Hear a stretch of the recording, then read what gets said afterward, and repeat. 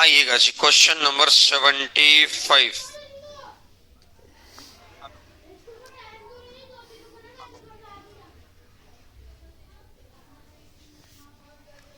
Number है भाई।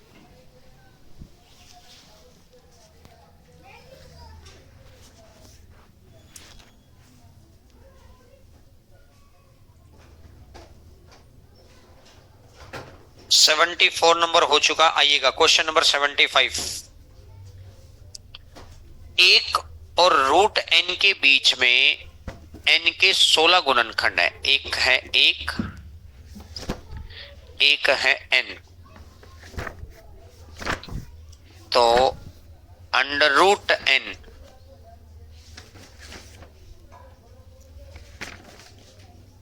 ये कह रहा है कि भाई इनके बीच में ना 16 गुणनखंड है। इनके बीच में 16 गुणनखंड, अगर इनके बीच में 16 है ना, तो इनके बीच में भी संख्या 16 ही आएंगी। यानी 16 संख्याएं ऐसी आएंगी जो इसको भाग दे देंगी, तभी तो वो गुणनखंड कहलाएंगी। एक और इसके बीच में 16 ऐसी संख्याएं जो एन को भाग दे सकती हैं। इसी बात को तो ऐसा लिखा गया कि एक और रूट एन के बीच में एन के 16 गुणनखंड है। गुणनखंड मतलब 16 ऐसी संख्याएं जो इसको भाग दे सकती है। तो इसका मतलब 16 संख्या इन दोनों के बीच में, तो 16 ही संख्या इन दोनों के बीच में होती है फिक्स। अभी क्यों होती है अभी बताऊंगा। तो टोटल कितने नंबर हो गए? एक नंबर तो ये हो गया, 16 नंबर ये हो गए, एक नंबर ये हो गया, फिर 16 नंबर हो गए, और फिर एक नंबर लास्ट में होगा 32 और 3, तो यानी कितना हो जाएगा? तो आंसर कितना आ जाएगा? 35। ऐसे एन के कितने फैक्टर आ गए? 35। पहले नोट करो एक बार, इस बात को समझाते हैं। अभी एन के फैक्टर आ गए 35।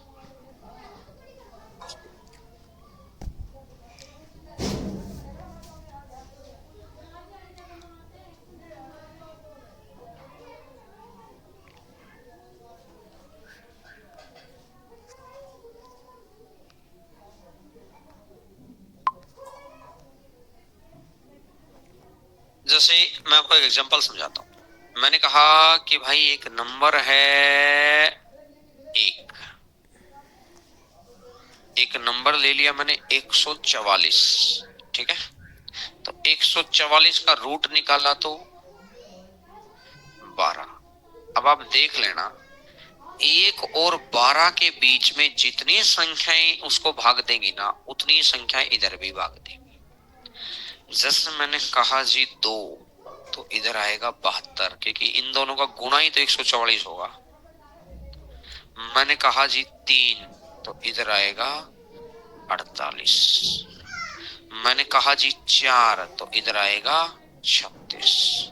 मैंने कहा जी 5 नहीं 6, तो मैंने कहा 6 दूनी 12, 24। 7 तो 8, तो कितना आएगा? 18। 9 तो कितना आएगा? 16।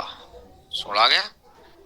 और फिर 10 नहीं 11 नहीं 12 तो आ ही गया। देख लो, चाहे 1 2 3 4 5 6 संख्या है, तो 1 2 3 4 5 6, क्योंकि इनका इनका मल्टीप्लाई तो उधर होता है।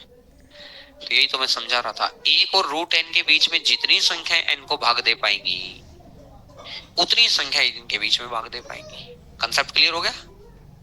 और एक संख्या ये रही, एक संख्या ये रही, एक संख्या ये रही, तो टोटल इतनी संख्या होगी। तो इसका मतलब टोटल गुणनखंड हो गए, तो इन दोनों को जोड़ दो, प्लस में 3 और जोड़ दो। Concept clear? अब तो कोई भी नंबर ले सकते हैं। तो समझ में आ गया ना भैया पीछे? ठीक है जी, आओ 76 नंबर क्वेश्चन। इसके 4-5 टेक्निकल क्वेश्चन बचे हुए थे, ये कल फैक्टर वाले। फैक्टर वैसे तो पूरा हो गया था, बस ये टेक्निकल से क्वेश्चन बचे हुए थे, फिर नया कंसेप्ट आएगा।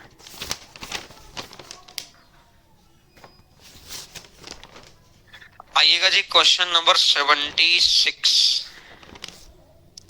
361 से कम प्राकृत संख्याओं में कितनी संख्याओं के विषम गुणनखंड है? जितने भी परफेक्ट स्क्वायर नंबर होते हैं ना, पूर्ण वर्ग संख्याएं, परफेक्ट स्क्वायर नंबर्स, पूर्ण वर्ग संख्याएं होती है ना, उनके हमेशा नंबर ऑफ फैक्टर्स की संख्या ओड आएगी। मतलब विषम में number of factors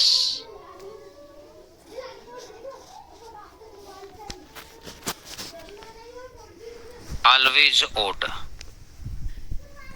number of factors always odd, गुणनखंडों की संख्या हमेशा विषम संख्या में होगी। लिखो पहले इस बात को। पूर्ण वर्ग संख्याओं के गुणनखंडों की संख्या,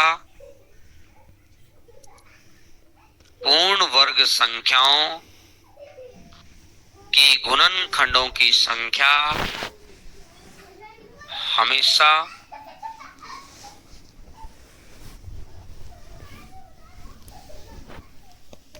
हमेशा विषम संख्या में होगी। पूर्ण वर्ग संख्याओं के गुणनखंडों की संख्या हमेशा विषम संख्या में होगी। ऐसा क्यों? सुनो भैया बात। जैसे अगर मैं कोई भी पूर्ण वर्ग नंबर ले लेता हूं, जैसे मैंने 4 ही ले लिया, 2 का स्क्वायर है ना, तो 4 को ऐसी कितनी संख्याएं हैं जो इस 4 को भाग दे सकती हैं? 1, 2, 4, 3 संख्या होगी ना। जैसे मैंने मान लिया, मैंने ले लिया, बोलो मैं क्या ले लूं? 9 ले लो, 16 ले लो, 16 लेके देख लो। 1, 2, 4, 8, देख लो, चाहे 2 और 2 4 और 1 5, 5 संख्या आएगी ना। क्योंकि जो पूर्ण वर्ग फैक्टर होगा, पूर्ण वर्ग नंबर होगा ना, एक तो भाग जाएगा ही जाएगा, 4 भी जाएगा, और इसका रूट भी आएगा। 3 नंबर तो यही आएंगे। फिक्स हो गया कि एक नंबर आएगा, एक वो नंबर आएगा और एक ये आएगा। बात क्लियर होगी? अब इनके बीच में जितनी संख्या आती है उतनी इधर आएंगी। अगर इनके बीच में 5 है तो 5 इधर है, 5 और 5 10 और 3 13। अगर इनके बीच में 2 है तो 2 और 2 4 और 3 7। अगर इनके बीच में 8 है तो 8 और 8 16 और 3 19।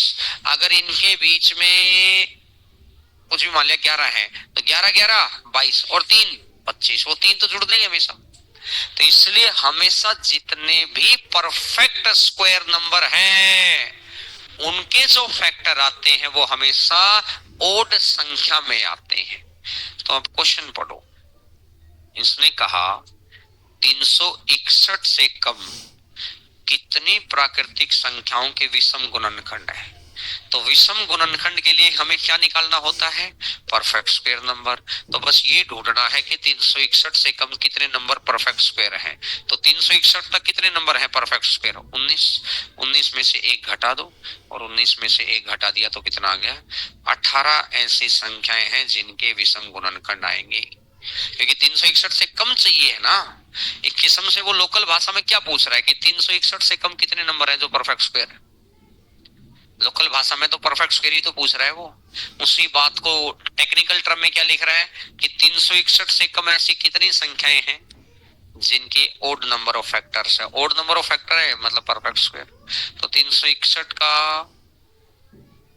19, 1 घटा दो 18। 1 क्यों घटाए? क्योंकि 361 से कम चाहिए, 361 होना नहीं चाहिए। तो 361 भी तो एक परफेक्ट स्क्वायर नंबर है ना। तो 361 नहीं चाहिए, 361 से कम चाहिए।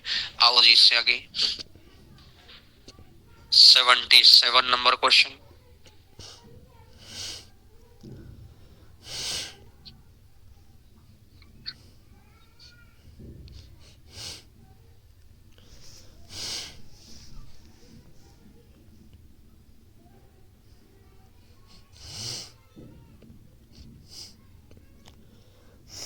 प्रोडक्ट ऑफ फैक्टर्स नोट लिखो। गुणनखंडों का गुणनफल, प्रोडक्ट ऑफ फैक्टर्स गुणनखंडों का गुणनफल। तो कोई भी नंबर है उस नंबर की पावर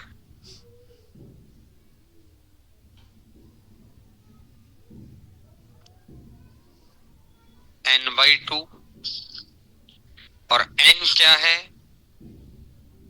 नंबर ऑफ फैक्टर्स, गुणनखंडों की संख्या। n क्या है? नंबर ऑफ फैक्टर्स, गुणनखंडों की संख्या। n तो है नंबर ऑफ फैक्टर्स, गुणनखंडों की संख्या।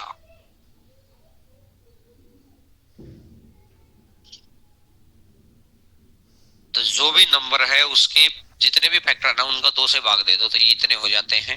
जैसे अगर मैं कह दूं, आओ जी 77 नंबर क्वेश्चन पर आ जाओ। इसने कहा 576 के गुणन खंडों का गुणनफल। तो पहले 576 के नंबर ऑफ फैक्टर निकालो। तो नंबर ऑफ फैक्टर अगर निकालेंगे तो 24 का स्क्वायर होता 3 अठा 24, 8 है मतलब 2 की पावर 3, और 2 की पावर 3 है तो ऊपर है स्क्वायर, तो ये आ जाएगा 2 की पावर 6, और ये है 3 तो ये आ जाएगा 3 का स्क्वायर। ये हो गया जी 576 के फैक्टर।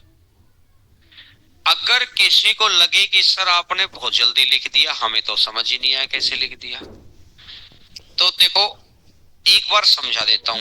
मेरे को ये नजर आ रहा है कि 24 का स्क्वायर है ये, और अगर मैं इस 24 पे फोकस करूं तो 8 तिया 24 है, 8 मतलब 2 की पावर 3, तो 2 की पावर 3 दूनी 6 और 3 की पावर 2। और अगर फिर भी किसी बच्चे को लगे कि सर बात तो अभी भी पल्ले नहीं पड़ रही, तो पेन चला लो। दिमाग नहीं चल रहा तो पेन चलाओ, 2 से भाग दे दो, फिर 2 से भाग दे दो, और फिर 2 से भाग दे दो, और फिर 2 से भाग दे दो, और फिर 2 से भाग दे दो, और फिर 2 से भाग दे दो, और फिर 3 से भाग दे दो, और फिर 3 से भाग दे दो। तो 2 कितनी बार है? 6 बार। अब लगेगा कि हाँ अब बात बन गई। तो ये चीज वही थी, बस उसी बात को मैंने थोड़ा फाइन फॉर्मेट में लिखा था। अब नंबर ऑफ फैक्टर जब भी निकालने तो कल सिखाया था पावर में एक ऐड, नंबर ऑफ फैक्टर्स, गुणनखंडों की संख्या की पावर में एक ऐड इनटू पावर में एक ऐड 3, और 7 तिया 21। मुझे बताओ यहां तक किसी बच्चे का कोई डाउट है क्या? बोलो हाँ है ना। और अब क्वेश्चन ये हो गया कि मेरे को तो प्रोडक्ट ऑफ फैक्टर निकालना है। पहले तो नंबर ऑफ फैक्टर निकाल लिए, अब प्रोडक्ट ऑफ फैक्टर्स कैसे निकलेगा? जो भी संख्या दे रखी है उस संख्या की पावर 21/2। अब मुझे ऑप्शन नजर नहीं आ रहा, आंसर तो मेरा ये भी सही है, लेकिन इसको ऑप्शन में बिठाने के लिए मुझे नजर आ रहा है कि इसको मैं 24 का स्क्वायर कर लूं और उसको मैं 21/2 ही करूं। ब्रैकेट है तो गुणा होगा पावर, तो 2 से 2 कट जाएगा, तो 24 की पावर 21। मुझे बताओ कहीं भी कोई डाउट है क्या? बोलो नहीं है।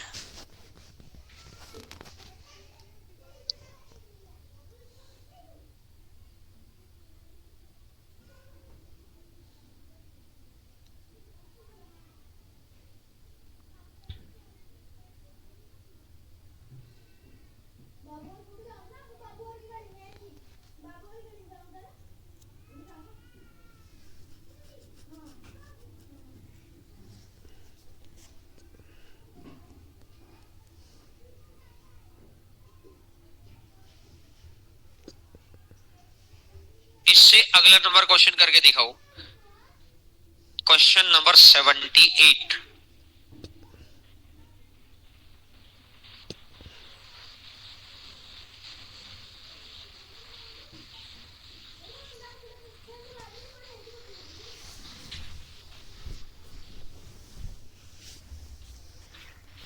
तीन 330 के सभी गुणनखंडों का गुणनफल ज्ञात करो। तो मेरे भाई 330 जीरो देखी, जीरो देखते ही मारा 10 को साइड, 33, 33 को कितना लिख लिया 3 गुणा 11, और 10 को कितना लिख लिया 2 गुणा 5। तो मुझे बताओ कहीं भी कोई डाउट में है क्या? 2 तिया 6 पंजा 30 11, बोलो है ना? पीछे जीरो दिखते ही तो 10 साइड कर लो, 2 जीरो दिखे तो 100 साइड कर लो, सिंपल सा रूल होता है, कल बताया था। अब अगर मैं नंबर ऑफ फैक्टर्स की बात करता हूं, गुणनखंडों की संख्या की बात करता हूं, नंबर ऑफ फैक्टर्स की बात करता हूं, तो एक और एक, और यहां भी एक और एक, और यहां भी एक और एक, और यहां भी एक और एक, तो 2 दूनी 4 दूनी 8 दूनी, तो अब प्रोडक्ट गुणनफल कितना आएगा 330 की पावर 16 बटा, और 330 की पावर 16 बटा 2, तो 330 की पावर 8।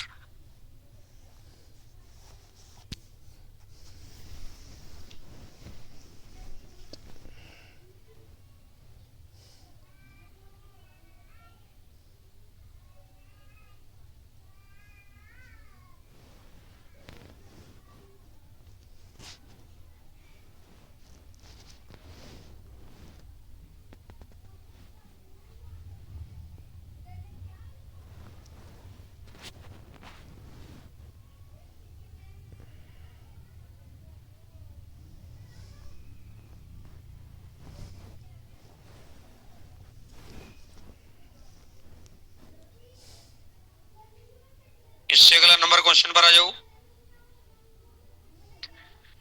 उन गुणनखंडों का गुणनफल जो शुरू से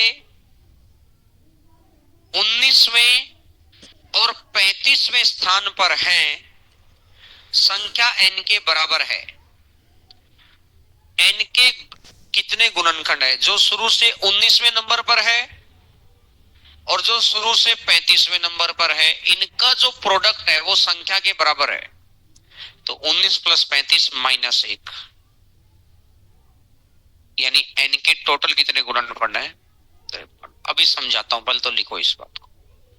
19वें नंबर वाला 35वें नंबर वाले का अगर प्रोडक्ट संख्या के बराबर है तो 19 प्लस 35 में से एक घटा दो, और 19 प्लस 35 में से एक घटा दिया, और एक घटाते कितना बढ़ गया 53।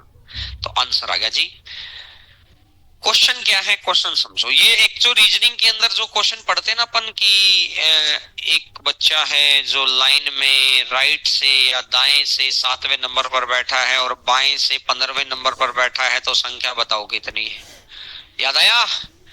रिलेशन याद रखने के लिए तो वहां से मेंटेन मार सकते हैं। जर्नली ये क्वेश्चन क्या कहता है, जैसे ऐसा मान के चलो कि मैंने लिख लिया 1 2 3 4 6 8 9 12,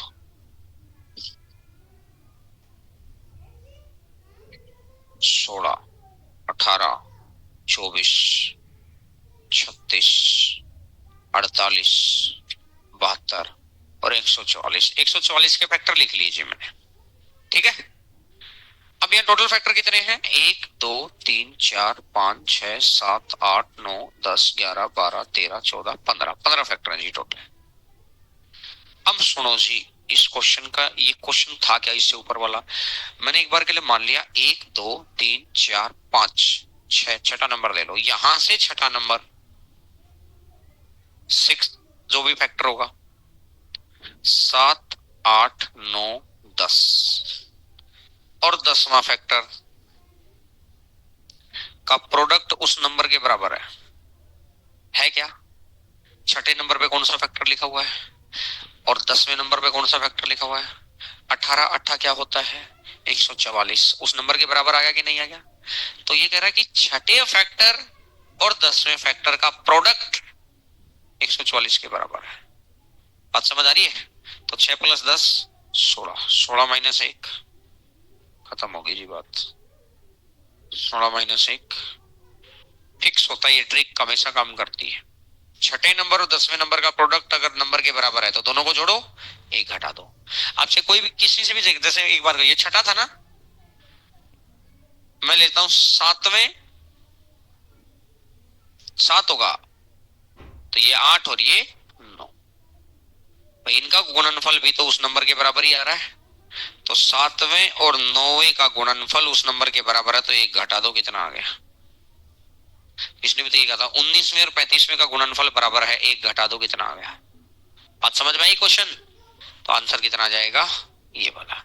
आइएगा क्वेश्चन नंबर 80 नंबर, बड़ा आसान सा क्वेश्चन है, बस क्वेश्चन का टेक्निकल पॉइंट जो था वो समझा दिया, वो रीजनिंग वाले पॉइंट से आप जोड़ के उसको थोड़ा याद कर सकते हैं, 2 बार नजरों के सामने से गुजरेगा, पॉइंट याद हो जाएगा।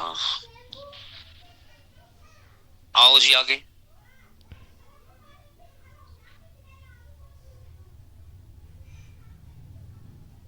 एक्स की पावर 5, एक्स की पावर 4 और 1152, एक्स की पावर 5, एक्स की पावर 4 और 1152 एक नंबर है जो x से पूरा पूरा भाग जा रहा है। अब अगर मैं बात करता हूं x से, ये संख्या तो पूरी भाग है ही, x से ये संख्या भी पूरी भाग है, इसका मतलब x एक ऐसा नंबर है जो 1152 को पूरा भाग कर देगा। तो 1152 को कितनी संख्याएं भाग कर सकती हैं, उनमें से कोई एक नंबर है x। तो 1152 के कितने फैक्टर हैं, उनमें से कोई एक नंबर है x। अल्टीमेट क्वेश्चन ये वही था, बस कान को पकड़ के घुमा लिया कि वो आसान भाषा में पूछता तो वो ये पूछता 1152 के नंबर ऑफ फैक्टर बता दो कितने। उसने इसी बात को मुश्किल क्या बनाया, x की 5, x की 4, 1152 डिवाइड बाई x, x से भाग दूंगा तो ये भी पूरा भाग, x से भाग दूंगा तो ये भी पूरा भाग, x से भाग इसको भी पूरा भाग जाना चाहिए, और पूरा भाग ये किससे जाएगा, जो इसके फैक्टर है। तो ये कह रहा है x की पॉसिबल वैल्यू बता दो, मतलब जितने इसके फैक्टर है उनमें से तो कोई नंबर है x से, तो उनमें से तो कोई नंबर रखा जा सकता है। ये कह रहा है x की पॉसिबल वैल्यू बता दो, एक किस्म से 1152 के फैक्टर ही तो पूछ रहा है ये। दिमाग चला क्या? तो 1152 के फैक्टर पूछ रहा है, तो 1152 के फैक्टर निकालना तो आपके लिए बहुत इजी टास्क है। 500 दूनी 1000, 76 दूनी 152, बढ़ गई बात, 2 की पावर 7 और 3 की पावर 2। जब इसको सोल्व करेंगे ना ये आ जाएगा, जब इसको सोल्व करेंगे ना भाई ये आएगा। मैं पूरा सोल्व करके नहीं दिखा रहा आपको, लेकिन मुझे याद आ गया। 2 की पावर 7 इंटू में 3 की पावर 2, ये है जी 1152 का प्राइम फैक्टराइजेशन। पावर पे एक ऐड, मल्टीप्लाई, पावर में एक ऐड, तो ऐसे कितनी संख्याएं आ गई? 24 ऐसी संख्याएं हैं, 24 ऐसी संख्याएं हैं जो x की जगह उन 24 संख्याओं में से कुछ भी रख दो, वो 1176 को भाग दे, 1152 को भाग दे देगा, और 1152 को भाग दे देगा। तो अल्टीमेट चीज वही थी, बस घुमा के पूछी हुई थी।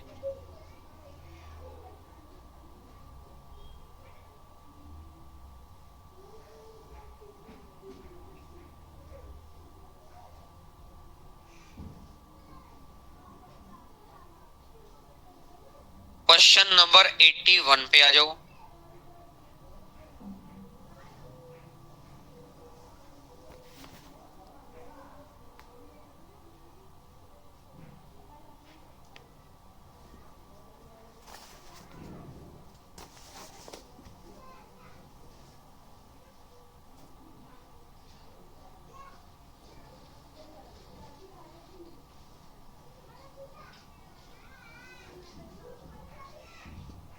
क्वेश्चन नंबर 81 डबल स्टार करिएगा, बहुत अच्छा क्वेश्चन है।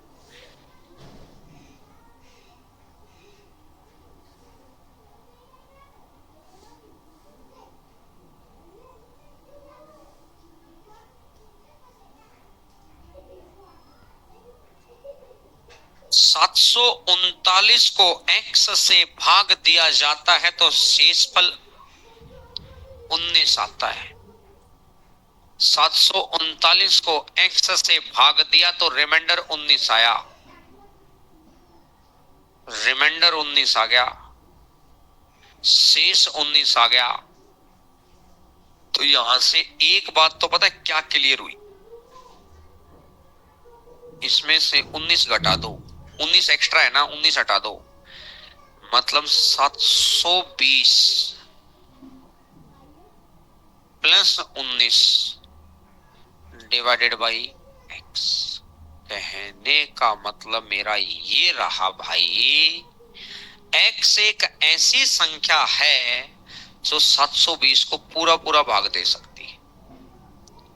पहला बात समझ में आ गई, x एक ऐसी संख्या है जो 720 को पूरा पूरा भाग दे सकती है।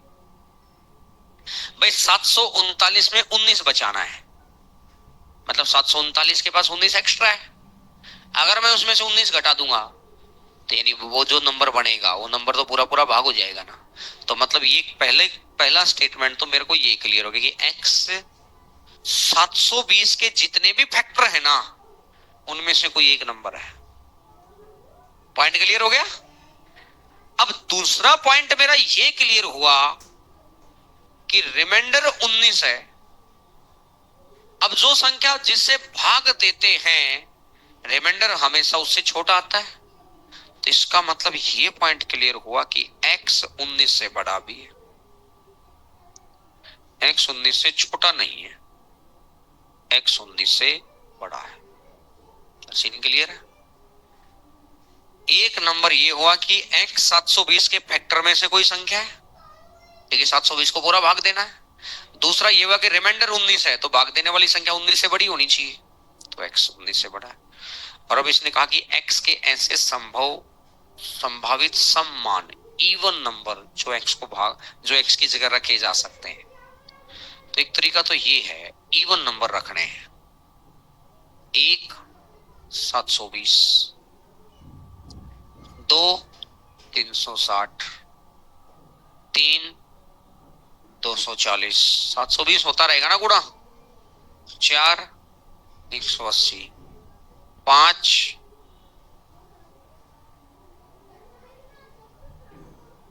144, 6 120, 7 भागने जाएगा 8 90, 9 80, 10 72, 12 60, 16 45, 18 40, 20 36, 21 22 23 24, 24 30, 25 से नहीं जाएगा, 26 से नहीं जाएगा, 27 से नहीं जाएगा, 28 से नहीं जाएगा, 29 से नहीं जाएगा, 30 तो वापिस आ गया, हो गया काम पूरा। अब 19 से बड़े नंबर देख लो जो इवन नंबर भी हो, 19 से बड़े 1। अब मैं यही लिख लेता हूं एक बार के लिए, थोड़ा लिख, मैं वहां भी लिखा हुआ है ताकि मैं इजी हो जाएगा। 1 2 3 4 5 6, इसको क्यों छोड़ दिया बताओ, और नंबर है। 7 8 9 10 11 12 13 14 15, 16 कहाँ है क्या, 15 ही तो आएंगे ना, ऑप्शन में है क्या 15? मतलब 15 ऐसी संख्याएं हैं जो 19 से बड़ी भी हैं, क्या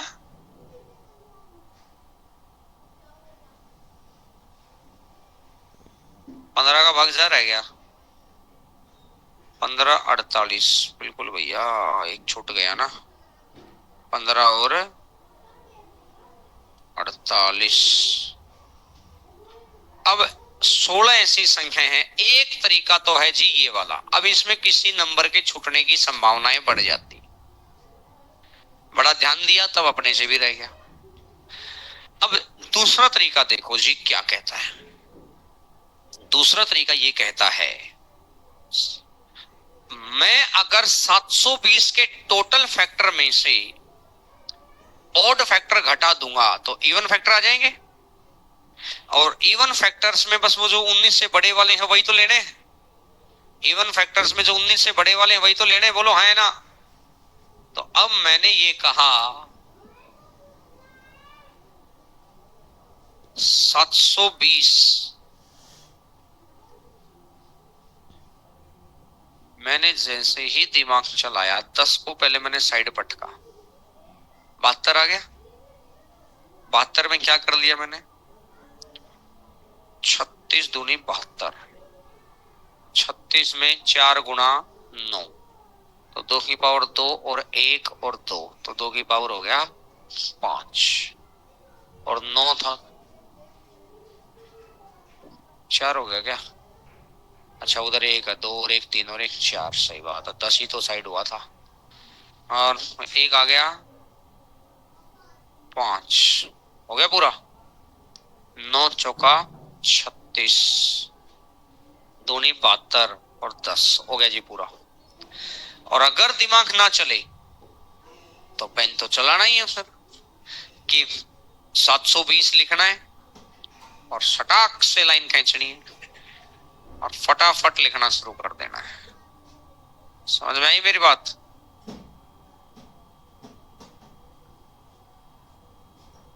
दो की 4, 3 की 2, 5 की 1, बात क्लियर है। और अब यहां से अगर मैं टोटल फैक्टर देखूंगा, अगर मैं टोटल फैक्टर देखूंगा तो 4 और 1, 2 और 1 और 1 और 1, तो टोटल फैक्टर। और अगर मैं ओड फैक्टर देखूंगा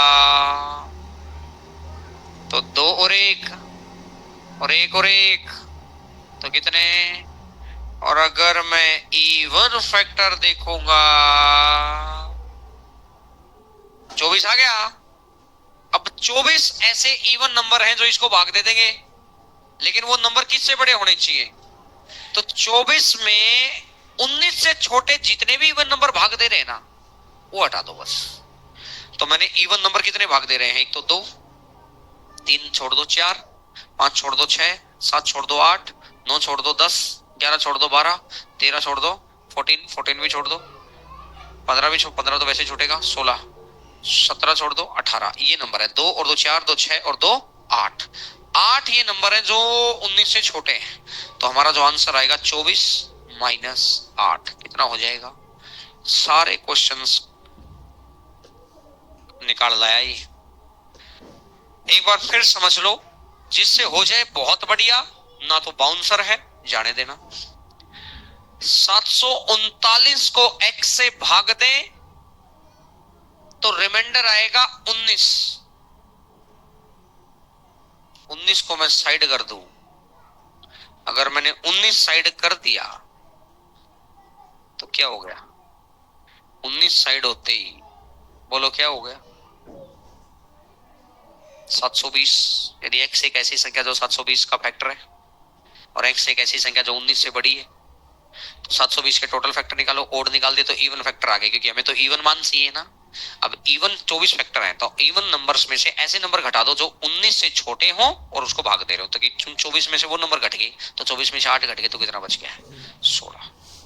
नोट करो रे भैया, नोट करो।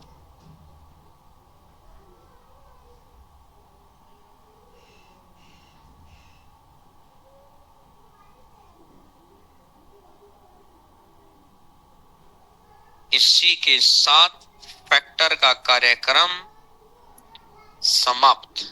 तो इस टॉपिक का तीसरा कॉन्सेप्ट पूरा हो गया हमारा। Number of zero, unit place digit और फैक्टर्स, ये 3 स्टेप पूरे हो गए।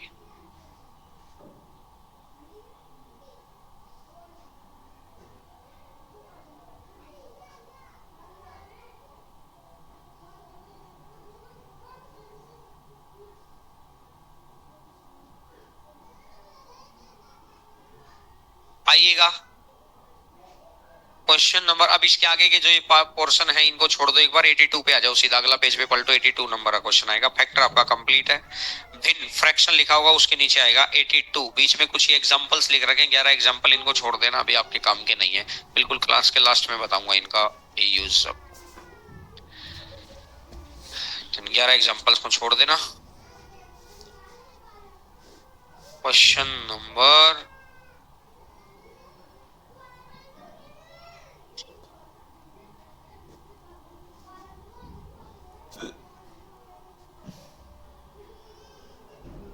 नेक्स्ट कंसेप्ट है फ्रैक्शन, सबसे छोटा कंसेप्ट है। अब फ्रैक्शन एक तो परसेंटेज में पूछा जाता है, और फ्रैक्शन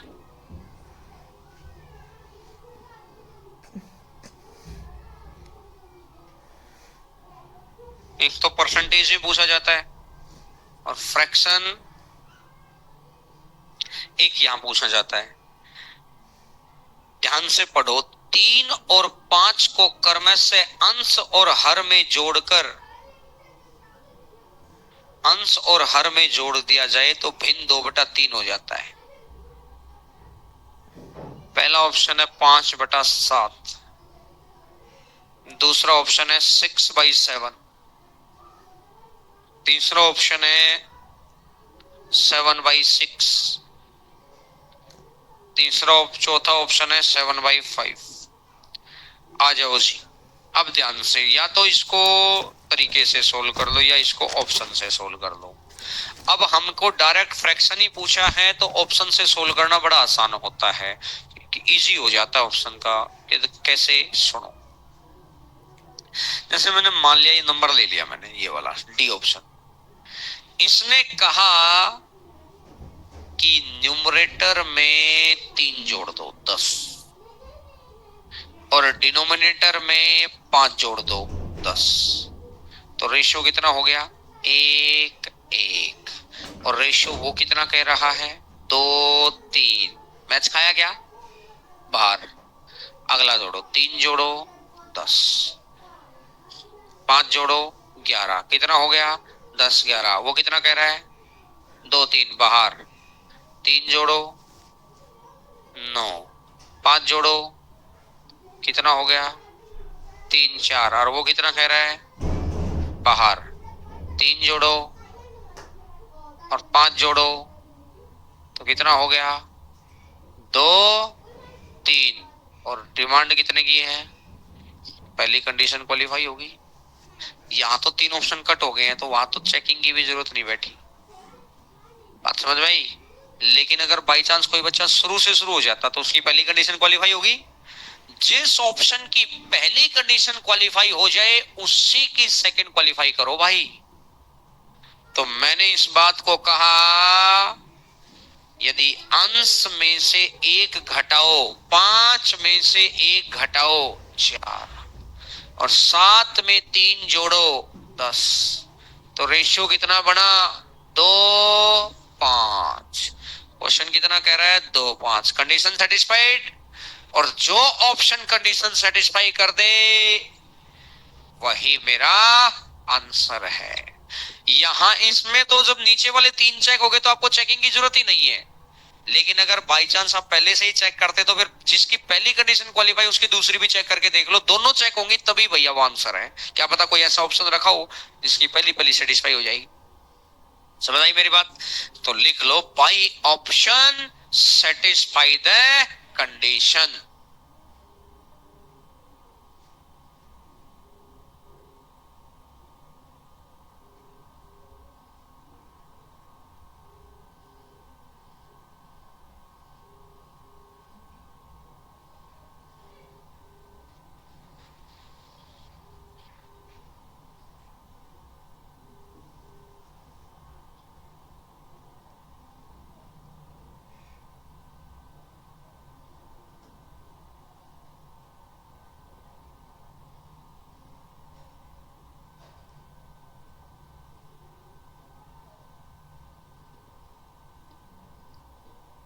अगर आप 84 नंबर क्वेश्चन करके देखेंगे तो 84 में उसने फ्रैक्शन नहीं पूछ रखा। अगर आप थोड़ा सा दिमाग चलाएंगे तो 84 में फ्रैक्शन नहीं पूछ रखा भाई, और 84 में जब फ्रैक्शन ही नहीं पूछा तो इसका मतलब ये है कि चीज थोड़ा डिफरेंट, मतलब फिर आपको बेसिक अप्रोच से जाना ही पड़ेगा। डायरेक्ट फ्रैक्शन नहीं पूछा ना, लास्ट में आगे कुछ और करवा दिया। डायरेक्ट फ्रैक्शन पूछा हो तो आप ऑप्शन से उठाकर काम कर सकते हैं।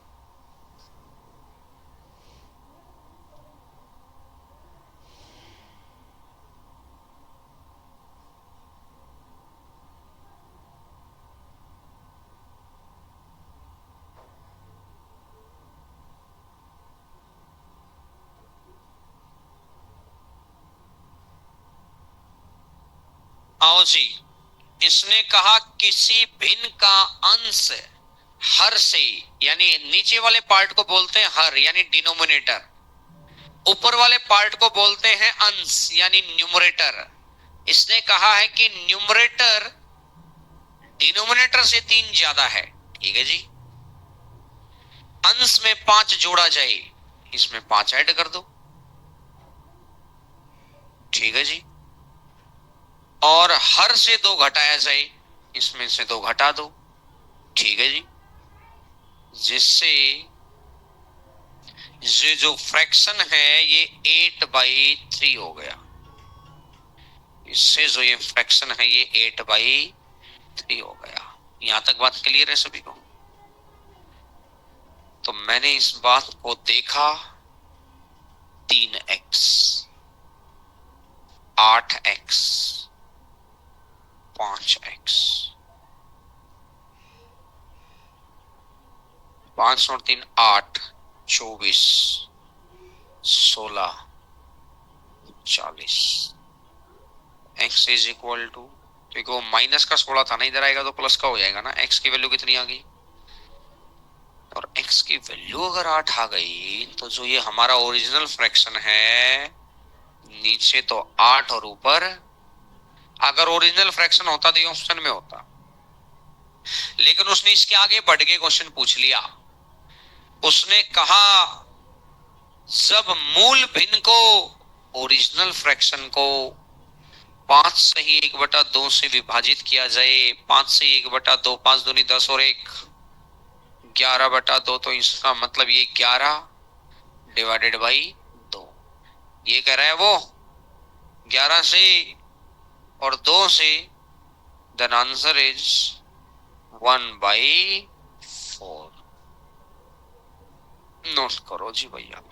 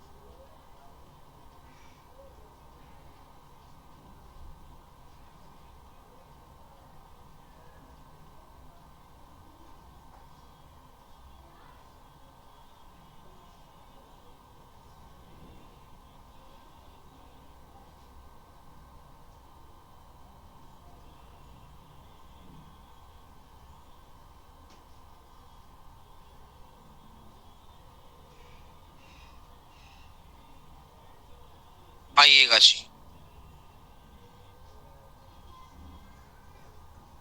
अब इसने कहा क्वेश्चन नंबर 84, 84 नंबर।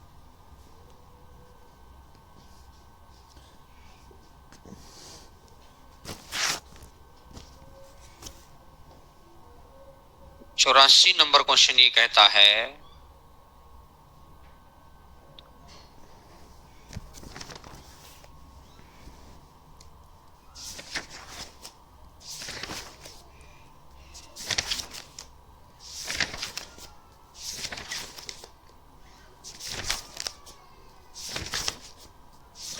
एक भिन्न का अंश इसके हर से 6 कम है। एक न्यूमरेटर इसके डिनोमिनेटर से 6 कम है, न्यूमरेटर इसके डिनोमिनेटर से 6 कम है। एक ही ऑप्शन बैठा है, एक ही ऑप्शन बैठा है, आगे चेकिंग की नीड नहीं है, क्योंकि एक से ज्यादा ऑप्शन होते ना तो अपन चेक करते। जैसे एक बार के लिए मैं मान लेता हूं कि भाई ये होता 7/13, तो ये दोनों ऑप्शन सेटिस्फाई हो गए भाई। डिनोमिनेटर न्यूमरेटर से 6 ज्यादा, डिनोमिनेटर न्यूमरेटर से 6 ज्यादा, बोलो हाँ है ना। अब आगे क्या होता, अगली लाइन पढ़ो। अंश में 1 घटाएं, 7 में 1 घटा दो, हर में 5 जोड़े 18, तो ये इसका हर इसके अंश का 4 गुना, ये कितना गुना हो गया 3, गलत है ये। 1 घटाओ 5 जोड़ो, कितना गुना हो गया, सेटिस्फाई होगी क्या बात। जो सही ऑप्शन होगा ना वो 100% सेटिस्फाई होगा, बोलो भाई हाँ या ना, सेट होगी क्या बात। तो यानी कि आप एक्स वाई के वाले भी आंसर निकाल सकते हैं, लेकिन उससे ज्यादा बढ़िया तरीके से ऐसे निकाल सकते हैं। क्लियर है मेरी बात, बढ़े आ जाओ जी।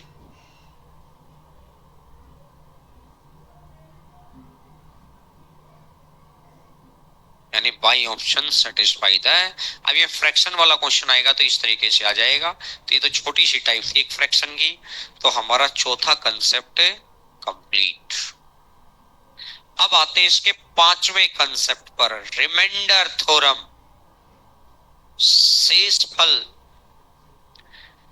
प्रमेय। ये 3 मोस्ट इंपोर्टेंट कंसेप्ट है, तीनों में से एक ये है।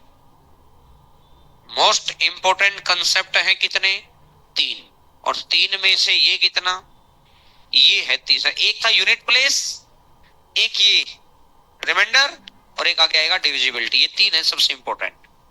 तो ये दूसरा इंपोर्टेंट टास्क आ गया अब रिमाइंडर। रिमाइंडर में बहुत सारी थ्योरम्स लिखी हुई है, इन थ्योरम्स को यूज करना, इनमें सबसे जो बढ़िया थ्योरम होती है जो मैक्सिमम क्वेश्चन को कवर कर देती है, बाइनोमियल थ्योरम। अब बाइनोमियल थ्योरम जिसने कभी 11th क्लास के अंदर मैथ पढ़ा होगा उसने कभी पढ़ा है, जिसने 11th में मैथ नहीं पढ़ा होगा उसने बाइनोमियल नहीं पढ़ी। तो इतना कोई घबराने वाली नीड नहीं है कि भाई हमने तो पढ़ी ही नहीं, यूज उसका एक स्टेप पढ़ा वो मैं ही बता दूंगा क्या होना है बस। देखो जी, सबसे पहले समझिएगा नेगेटिव रिमाइंडर कॉन्सेप्ट। हेडिंग डालो negative reminder.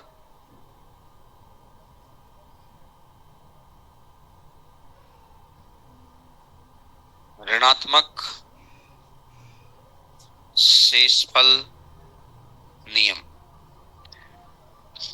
Negative reminder concept, ऋणात्मक शेषफल नियम। देखो जैसे मैंने कोई भी नंबर ले लिया, यहां नंबर मैंने ले लिया जी 35, इस 35 को भाग देना है किससे, 9 से। तो मैंने कहा भाई 9 तिया 27, 27 से कितना ज्यादा है 8, तो भाई या 9 चौका 36, 36 से कितना कम है 1, ये कितना ज्यादा है 8, और ये कितना कम है 1। मैंने कहा जैसे कोई भी नंबर देने कि पिछले वाले नंबर से जिसको 9 भाग दे पा रहा है उससे कितना ज्यादा है, या अगले वाला नंबर जिसको 9 भाग दे पा रहा है इससे बड़ा नंबर जिसको 9 भाग दे उससे कितना कम है। यानी इस नंबर के पास या तो 8 एक्स्ट्रा है, या तो ये अगर 8 एक्स्ट्रा घटा दोगे तो ये पूरा भाग हो जाएगा, या इसमें एक कम है इसमें एक दे दो तो भी ये पूरा भाग हो जाएगा। जैसे अगर मैं आपको कह दूं मेरे भाई मैंने लिखा 42 और मैंने लिखा 8, 8 पंजा 40, 40 से कितना ज्यादा, 8 6 48, 48 से कितना कम है 6। क्या समझ पा रहे हैं मेरी बात को। यानी कि जो पुराना नंबर है जो 8 से पूरा भाग हो रहा है उससे कितना ज्यादा है, जो अगला नंबर है जो 8 से पूरा भाग हो रहा है उससे कितना कम है। क्या समझ पा रहे हैं मेरी बात? यानी इसको अब ये पॉजिटिव रिमाइंडर, इसको बोलते हैं नेगेटिव रिमाइंडर। नेगेटिव रिमाइंडर निकालना आ गया। Last remainder must be positive, आखिरी रिमाइंडर हमेशा पॉजिटिव ही लेना है। तो एक बार तो नोट करो इन दोनों बातों को। इसका बेनिफिट क्या होगा, ये है बड़े नंबर को छोटे नंबर में तब्दील करने की कहानी, कि बड़े वाले नंबर को छोटे नंबर में तब्दील कर लो।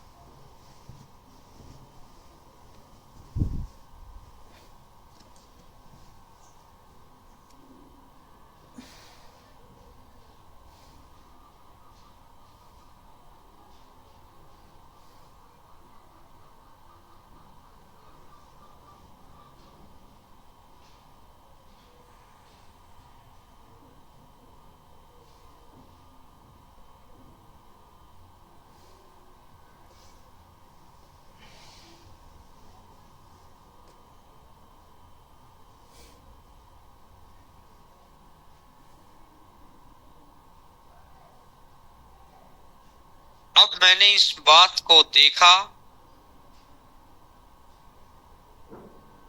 जैसे अगर मैं कोई भी नंबर ले लिया, एक जैसे मैंने 13 ले लिया और प्लस में मैंने 27 ले लिया और मुझे भाग देना है 9 से। 9 तो ये 27 ही हो जाएगा। 8 ले लो,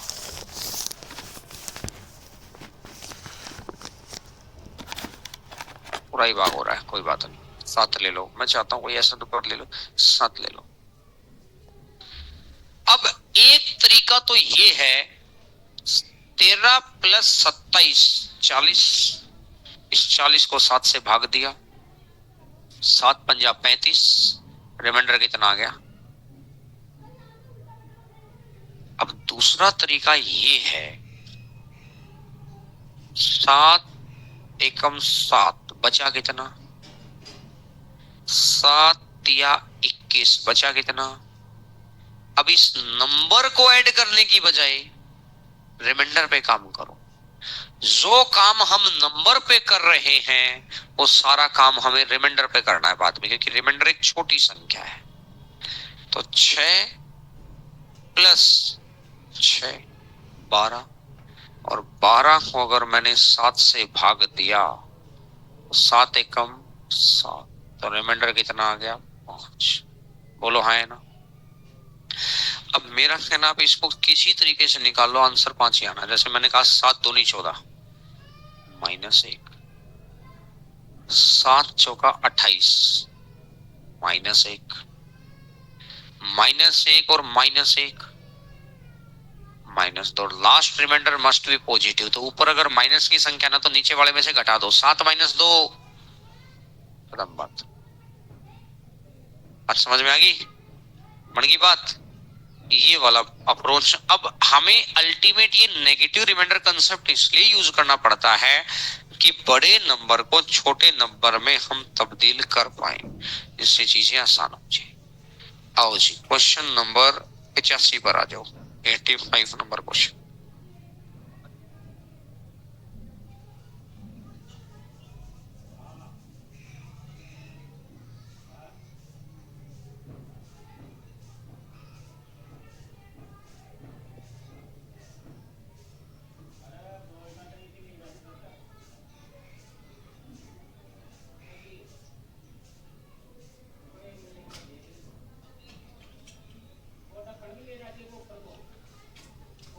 चलो जी करो क्वेश्चन।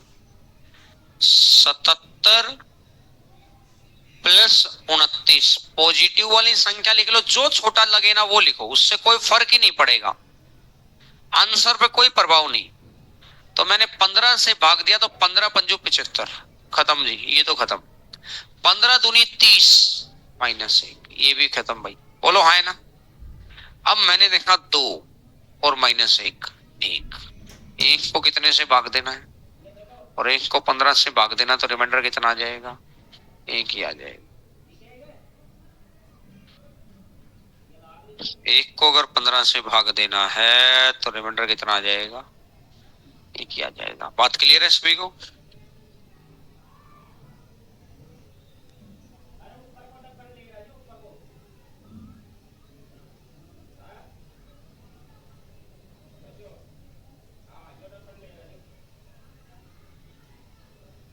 मेरे भाई 15 से भाग दिया, 15 पज्जू 75, रिमाइंडर कितना बच गया?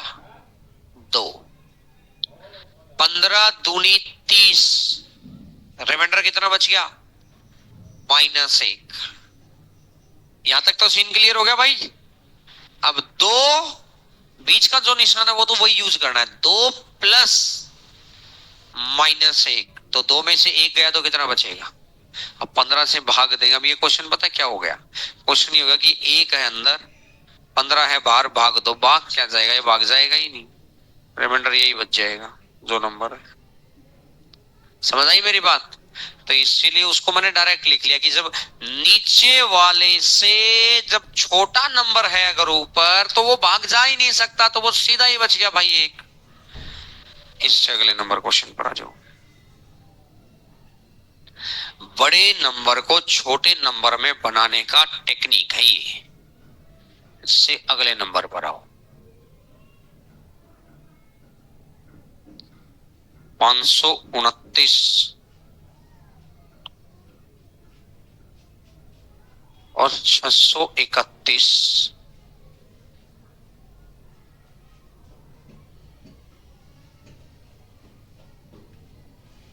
और 6559,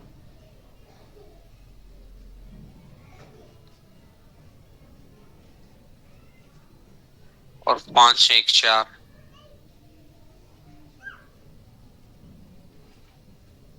तो भाग देना है किससे? तो अब या तो इन सबको जोड़ो और फिर भाग दो, तो ये तो दिक्कत में आ जाएगी चीजें।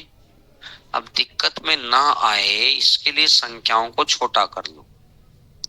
तो एक और बात सीखो, जब नीचे सिंगल डिजिट है तो ऊपर के पूरे नंबर को बेशक भाग दे के मत देखो, सिर्फ लास्ट वाली डिजिट को भाग दे के देख लो। क्योंकि सिंगल डिजिट है तो उससे छोटा ही संख्या तो रिमाइंडर आएगी, क्योंकि अगला नंबर मिलते ही तो वो बड़ा नंबर हो जाएगा, वो रिमाइंडर आ ही नहीं सकता। तो पूरे को भाग दे के आओगे तो टाइम लगा लगू कर हासिल चढ़ा चढ़ू कर आओगे वहीं पर। तो जब भी नीचे एक सिंगल डिजिट का नंबर हो, याद रह जाए तो बढ़िया है, ये बात नहीं रहेगी तो पूरे को तो भाग दोगे ही फिर। लेकिन 2 3 4 5 क्वेश्चन में आदत डाल लोगे तो याद रहेगी कि जब भी नीचे से एक सिंगल डिजिट नंबर हो तो ऊपर हमेशा लास्ट डिजिट को भाग देना होता है। तो देखो जी, यहां की लास्ट डिजिट कितनी है? 9। तो 5 दूनी 10, -1 ले लिया मैंने। आप चाहो तो 5 एकम 5 प्लस का 4 भी ले सकते थे। 5 एकम 5, 5 दूनी 10, 5 एकम 5। बोलो यहां तक किसी बच्चे को कोई डाउट? -1 + 1 कैंसिल, -1 -1 -2, -2 बेटा 5, कितना आएगा रे? 3 आएगा भाई। ऊपर अगर संख्या नेगेटिव रह जाए तो नीचे वाले में से माइनस कर दो। बिल्कुल आसान चीज है, अगर ध्यान से सुन ली तो बात कतई सेट हो चुकी है। कोई किंतु परंतु नहीं किसी भी बात का। समझ आ गई बात? अच्छे से हो गया क्लियर पॉइंट? इससे अगले नंबर पर आ जाओ। एक समय 2 3 4 टॉपिक करते करते एक समय ऐसा आ जाता है कि वो वाली फीलिंग ही गायब हो जाती है कि मुझे मैथ समझ नहीं आ रहा है। ये शुरू के 1 2 3 4 टॉपिक में ऐसी भावनाएं खूब उठती हैं, क्योंकि उस वक्त हमें पढ़ने का पता नहीं होता, घर पे जाके मेहनत का पता नहीं होता। जब उसी फ्लो में 3 4 टॉपिक पढ़ लेते हैं तब आपको लगता है कि ये बेसिक की बात है, ये समझ तो आएगी। बात समझ में? चीज अब ये टॉपिक जो आपने शुरू में कोई भी टॉपिक पढ़ा होगा उससे अच्छा टॉपिक है ये। वो आसान होकर भी समझ नहीं आ रहा था क्योंकि वो पहले दूसरे नंबर पे पढ़ रहे थे, तो चीज पता नहीं चल रही थी कि करना क्या है, ध्यान कंसंट्रेशन नहीं हो पा रही थी। अब जैसे जैसे आगे बढ़े, कंसंट्रेशन हो गई, चीजें ऊपर नीचे हो नहीं रही, तो चीजें अपने आप ही समझ में आने लग जाती है। आओ जी, इससे अगला नंबर क्वेश्चन, 87 नंबर क्वेश्चन।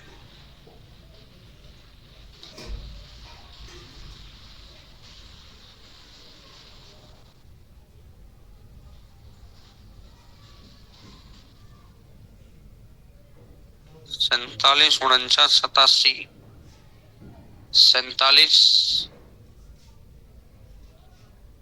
49,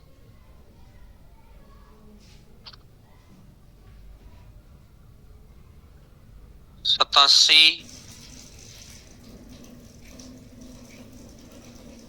1451,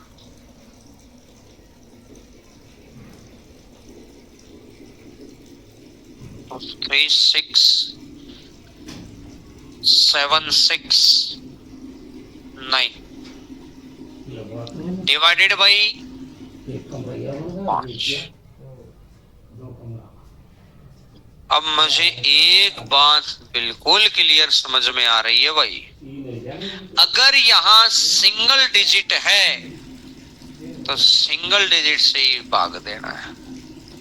5 एकम बचा कितना, 5 दूनी बचा कितना, 5 एकम, अरे 5 से 1 और 5 दूनी 10। कोई डाउट भाई? क्या ये बड़े नंबर को छोटे नंबर में तब्दील करना आ गया क्या? हर बच्चे को आ गया है। अब जो बीच में निशान है उसको तो वैसे ही रखना है, बीच में प्लस है तो प्लस को यूज करेंगे, माइनस है तो माइनस को यूज करेंगे, मल्टीप्लाई तो मल्टीप्लाई को यूज करेंगे।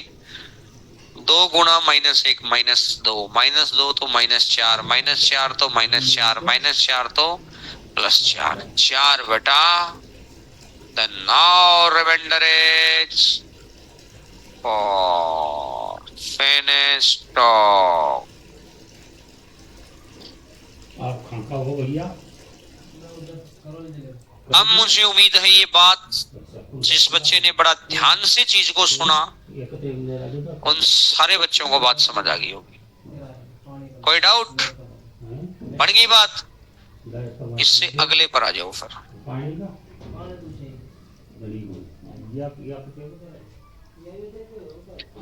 Question number 88।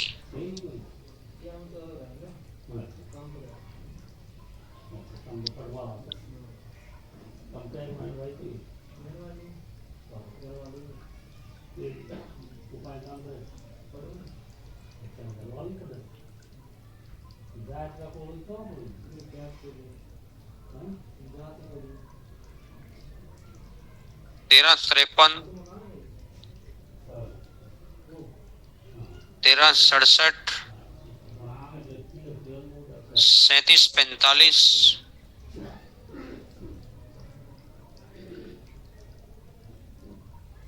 63, 91, 88।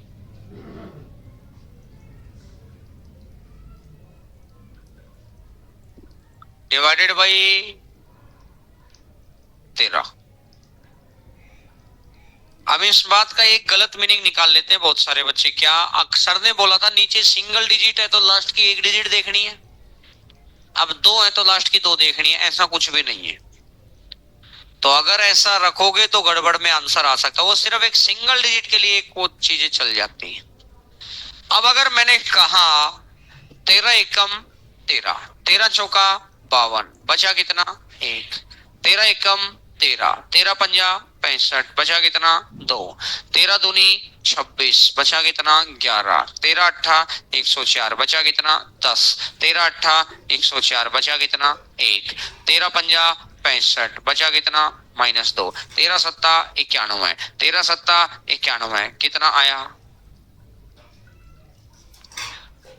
अगर सिर्फ आखिरी 2 नंबर को भाग देते ना तो 13 तिया 39, कितना बचता? और एक्चुअल में कितना बच रहा है? इसलिए ये वो सिर्फ एक सिंगल डिजिट के लिए एप्लीकेबल है। समझ आ गई क्या बात सबको अच्छे से?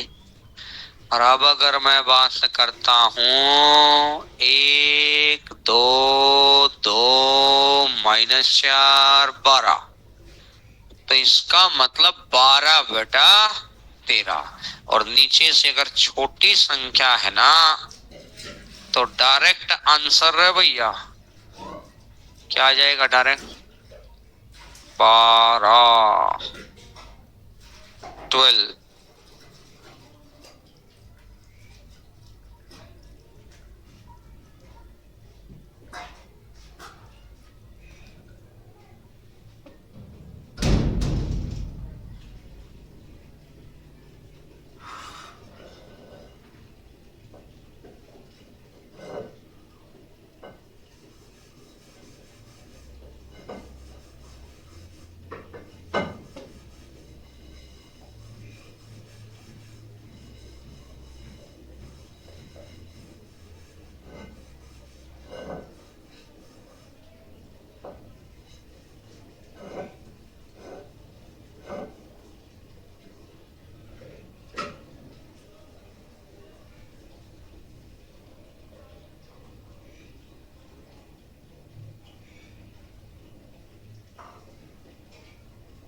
89 नंबर क्वेश्चन पर आ जाओ।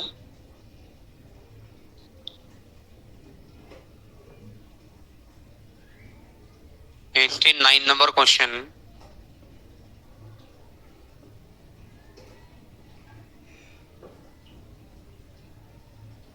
13 53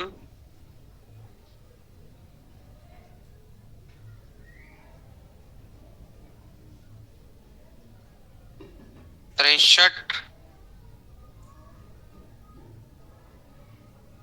27 45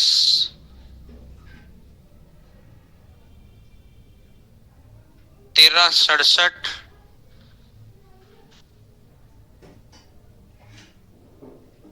91 88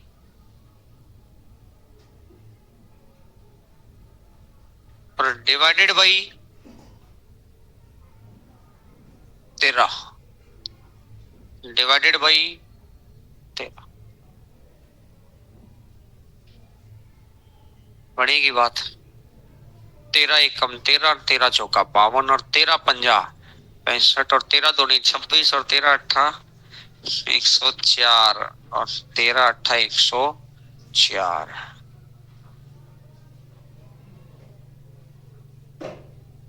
यहाँ तो आएगा 13 दूनी 26, बचा कितना 11, 13 अट्ठा 104 बचा 10। 2 कैसे आ जाएगा?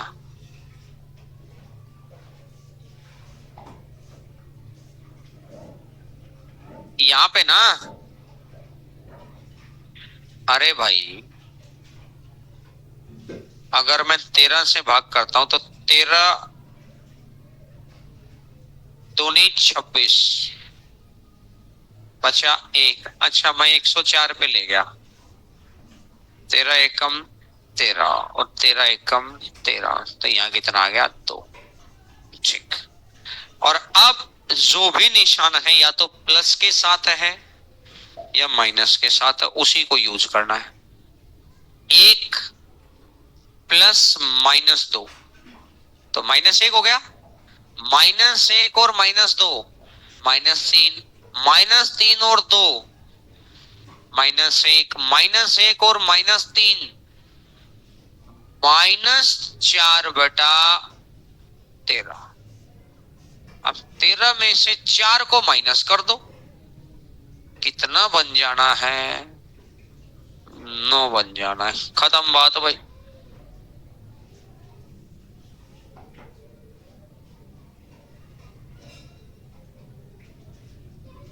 कंसेप्ट अब तो समझ में आ गया होगा बड़ा आराम से। रिमाइंडर थ्योरम आसान सा है। इसमें पहला ये कंसेप्ट है नेगेटिव रिमाइंडर। 90 नंबर क्वेश्चन पर आ जाओ जी। 56 77